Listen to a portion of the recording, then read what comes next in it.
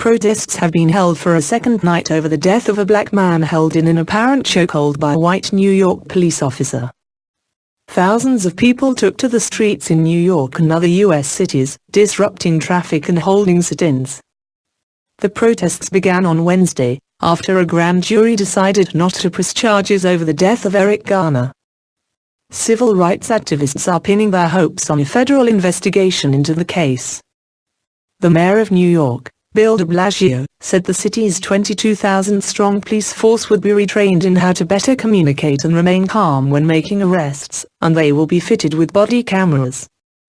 U.S. President Barack Obama welcomed the mayor's commitment to act, adding, "Too many Americans feel deep unfairness when it comes to the gap between our professed ideals and how laws are applied on a day-to-day basis." America saw a wave of race-related unrest only last week over the decision not to indict another white police officer who had shot dead a young black man, Michael Brown, in Ferguson, Missouri. UN human rights experts have expressed legitimate concerns over the decisions not to bring to trial the cases of both Mr. Brown and Mr. Garner. Black Lives Matters.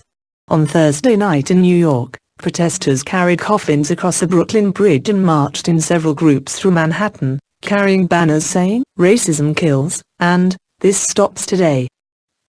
"People are sick and tired of the systemic problems of racism in this country," said one protester, Jason Pollock. "We are out here in the streets to say that Black Life Matters." Police in riot gear told protesters staging sit-ins that they would face arrest if they did not move along. Police arrested more than 80 people in Wednesday's protests, though the demonstrations have been largely peaceful. Smaller-scale protests were held in cities including Chicago, Washington, Denver, and Boston. In Minneapolis, some protesters blocked traffic by marching or lying in the middle of a highway. Activists have called for another march in Washington on 13 December, followed by a summit on civil rights.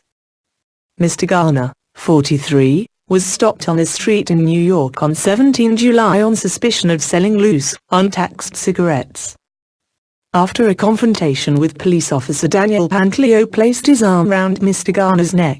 Mr. Garner, who had asthma, was wrestled to the ground and restrained by force.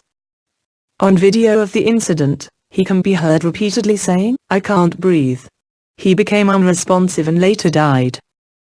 The city's medical examiner's office found in the summer that Mr. Garner's death was caused by the compression of his chest and prone positioning during physical restraint by police. Police unions and Mr. Pantaleo's lawyer, Stuart London, have said he used an accepted takedown maneuver on Mr. Garner, rather than a chokehold, which is banned under New York City police regulations. Mr. Pantaleo testified to having heard Mr. Garner say, "I can't breathe," but said he had believed that once he got him down on the ground and put him on his side, he would be revived by paramedics, according to Mr. London.